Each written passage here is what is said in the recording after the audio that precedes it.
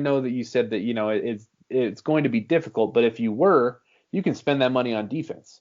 Well, the thing that we're overlooking a little bit, and I think a lot of people are overlooking that the salary cap may actually be lower next year Interesting. COVID. because of COVID. Interesting. So you're talking about a team that's already looking to be maybe $30 million over the cap, and it can increase significantly if the cap Yeah. is lower. Yeah. So really, so you're talking about maybe Yeah. 40, possibly 50 million over the cap. Yeah. They really can't get rid of Yeah. players like that because they can't Okay. afford to pay that dead cap on the back Yeah, I got you. Okay, I'll wave the white flag on this one, but end. I still want some team to do it though. Like the football nerd in me, I really want a team to do it. To scrap it and let's build from the foundation up. Well, I mean, I'm not even talking like a full rebuild. It's like we have a championship roster, um, but let's not sacrifice some of those guys to pay a quarterback a lot of money. Because you saw that with Seattle, right? Is they were known for their defense, and Pittsburgh did they, Yeah, the burger. yeah, That's why he won yeah, 51 his rookie year. that's yeah, but then they which did is it. They ended insane. up paying him. They ended up paying him, But and that's what I'm saying is I want to see a team like the Rams just be like, you know what, we're not going to pay Jared Goff. We're going to trade him, and then we're going to draft a rookie. Because we had this championship roster, but instead of retaining all of the guys on defense and all of the who guys, who would even be close to doing that this offseason outside of uh, the fact like what Cowboys good with Dak. They don't have to pay Dak. Yeah, I don't want to talk about that situation right now. oh, They're actually a team that I think should do that is trade Dak for a top five pick and then go like, hey, I mean, the reality is no one's trading that first pick this year because of Trevor Lawrence. But, I think the Cowboys are a team that are primed for something like that. the Jets will bite? I mean, I don't know if Sam Darnold's worth keeping anyways. I mean, yeah, I like Sam Darnold. I think it's more of an Adam Gase Yeah. issue. I, Adam I Gase don't is I don't hate Sam Darnold, but I'm saying by no means do I look at Sam Darnold and I'm like, we can't take Trevor Lawrence. Because to me, Sam Darnold is about just as valuable as the day you drafted him. Because he's not a failure, but to me, he hasn't shown that he's like a plus yet. I I'm think just I also think especially if you look last year, I mean, he had no receivers and he still like put up decent stats. Like I think it's I'm just a Darnold guy. I just think that you Gase. haven't the situation like it's been such a horrendous situation. Like he had Le'Veon Bell, but it didn't work out. Like yeah, Sam Darnold's getting screwed in my opinion. It's he is. I think it's the organization. I think it's Yeah. a toxic atmosphere for Darnold. I think Yeah. he can prosper, but he's got to get away from Gase and the Jets. Yeah, I'm like I said, I'm not out on him. I'm not saying like he's a bust, get rid of him, whatever. I'm just saying he has not shown enough for me to not draft Trevor Lawrence. I would Yeah, draft, I feel that. yeah, I'd draft both and say, let's just see what happens. Because one of you should pan out, and then I'll just trade the other one in 2 years. Okay, so Eric, so this is my last questions. It's split into three quick questions. Okay. So I need score prediction for tomorrow. I need the season prediction, how you think the Canes are gonna finish, and then honest opinion, do you think Manny Diaz is the guy to win in Miami? Ooh, wow. Wow. Wow. All Hard right. hitters, man, hard hitters. Oh my God. Yeah. Um. hmm.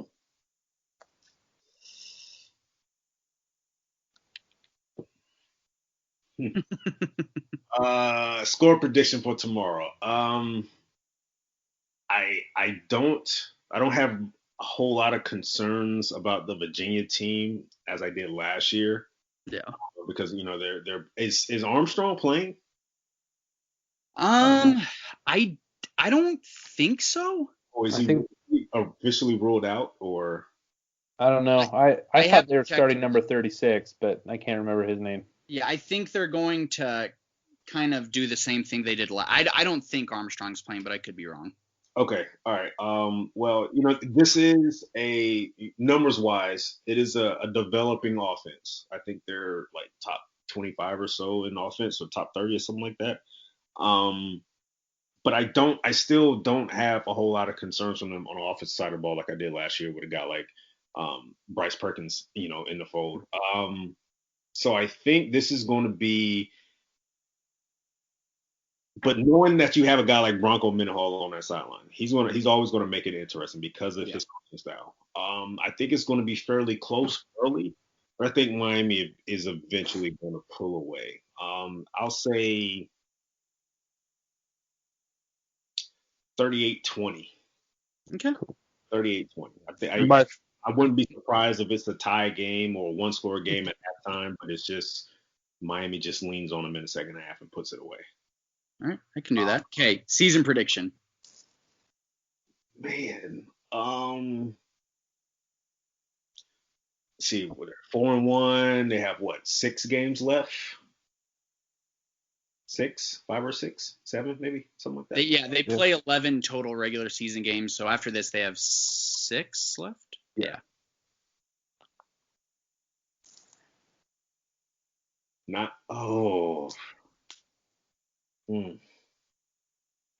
only game that concerns me or scares me is North Carolina. That's the only game. I'm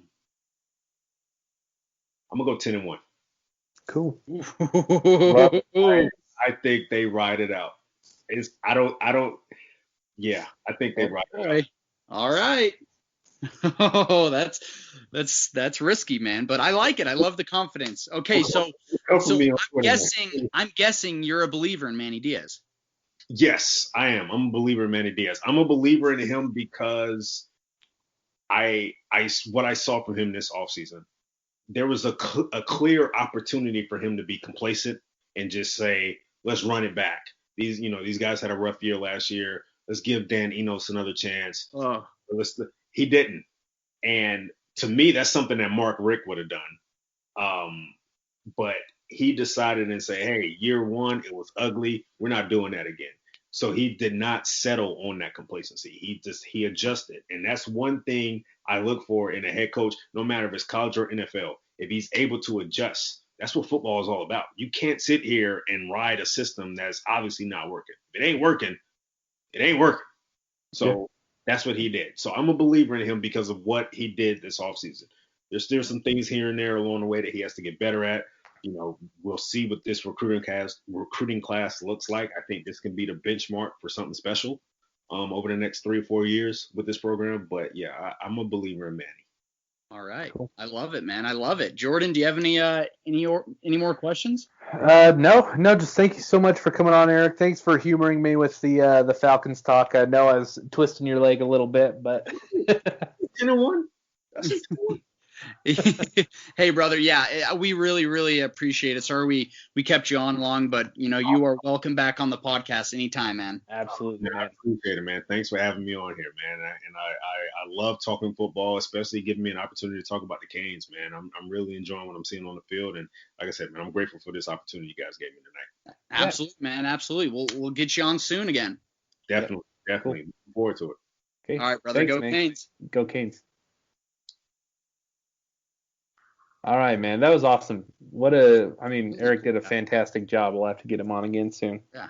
Knows his stuff. Just really easy to talk to. Yeah. I think we had him on for an hour and 7 minutes, so might be our longest guest ever.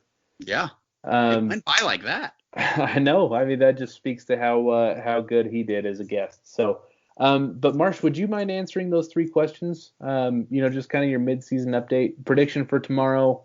Update your season prediction, and then just if how I guess gauge your confidence level in Manny right now. So tomorrow I am predicting 41-17. Okay. For the season, I am going to say I'm stuck between 8-3 and 9-2. I can't decide. Okay. I'm going to say 8-3 right now. I'm going to stick with my preseason prediction. Okay. And then as far as Manny goes, I believe he's the right man for the job right now. I love Manny Diaz. I think Eric, just shed so much light on the impact that those offseason moves had. I think that's a big reason why I think Manny is the right guy, is that he's willing to do the things that our past coaches haven't. So it may take a little longer than people think, but I do think that he is 100% the right guy. Okay. So for tomorrow, I'm going 27-13.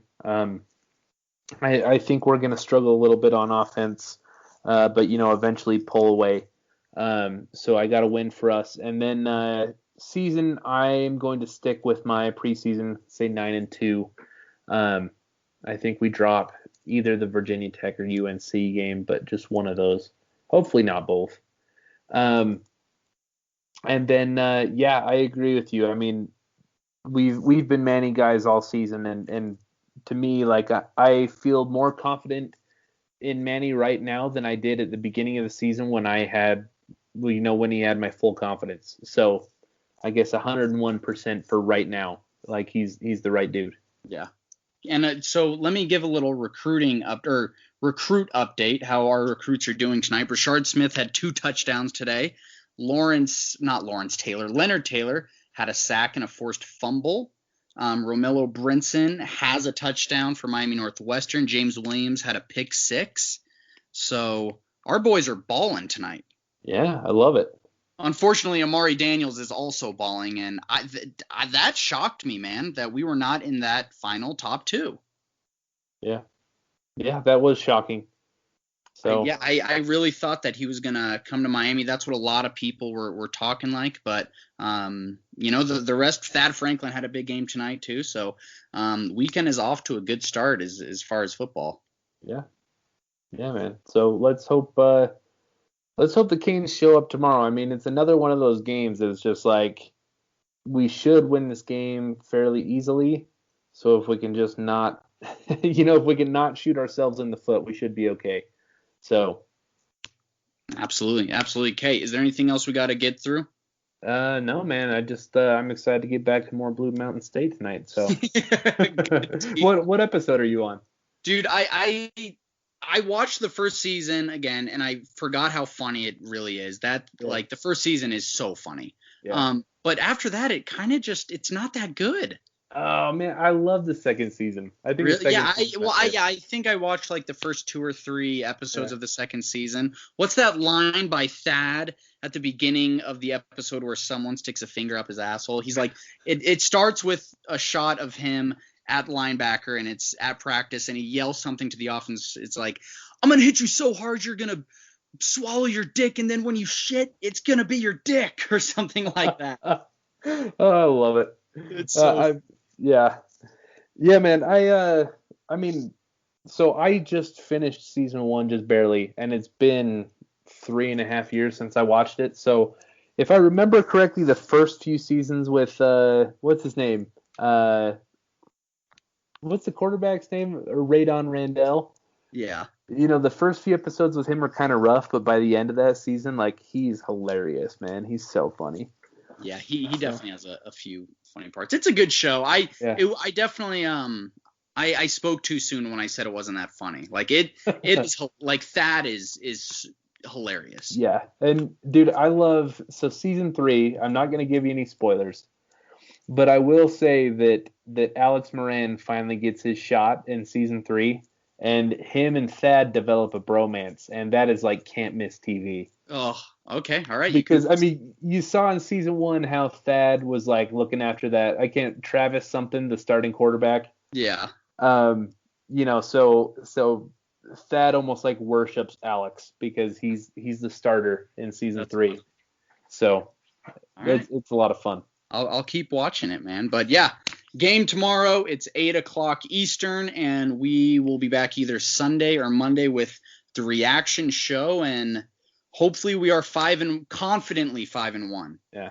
Hey, let's so I mean, obviously we'll see, but let's really try to do it Sunday because I would really love to get our guy Petrie on, and he wants to come on, and he's available on Sundays but not Mondays. So perfect. Yeah, let's shoot for Sunday then.